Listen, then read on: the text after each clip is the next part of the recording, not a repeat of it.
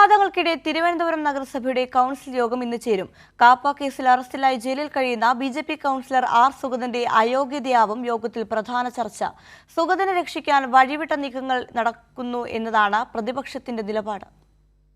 തുടർച്ചയായ 2 കൗൺസിൽ യോഗങ്ങളിൽ പങ്കെടുക്കാതിരുന്ന കാപ്പ കേസ് പ്രതിയും വാഴോട്ടുകോണം ബിജെപി കൗൺസിലറുമായ ആർ സുഗതൻ ഇന്നത്തെ യോഗത്തിൽ കൂടി പങ്കെടുത്തില്ലെങ്കിൽ സ്വാഭാവികമായും അയോഗ്യനാക്കപ്പെടും. എന്നാൽ അയോഗ്യത ഒഴിവാക്കുന്നതിനായി സുഗതൻ കൗൺസിൽ യോഗത്തിൽ നിന്ന് അവധിയപേക്ഷ നൽകിയിട്ടുണ്ട്. എന്നാൽ ഇത് നിലനിൽക്കില്ലെന്നും ഈ നീക്കത്തിനെതിരെ ശക്തമായ പ്രതിഷേധവുമായാണ് LDF രംഗത്തെത്തിയിരിക്കുന്നത്. ജയിലിൽ കഴിയുന്ന പ്രതിയുടെ ഇത്തരം അവധിയപേക്ഷകൾ നിയമപരമായി നിലനിൽക്കില്ല. നഗരത്തിലെ ജനകീയ പ്രശ്നങ്ങളിൽ നിന്നും പ്രധാന വിഷയങ്ങളിൽ നിന്നും മേയറും നഗരസഭയും ഒളിച്ചോടുകയാണെന്ന വിമർശനമാണ് പ്രതിപക്ഷം ഉയർത്തുന്നത്. പ്രധാനമായും സുഗതന്റെ വിഷയം ഉയർന്നു വരുന്നതോടെ ഇന്ന് ചേരുന്ന കൗൺസിൽ യോഗം പ്രതിഷേധങ്ങൾക്കും ബഹളങ്ങൾക്കും സാക്ഷ്യം വഹിച്ചേക്കും. കൈരളി ന്യൂസ്, തിരുവനന്തപുരം.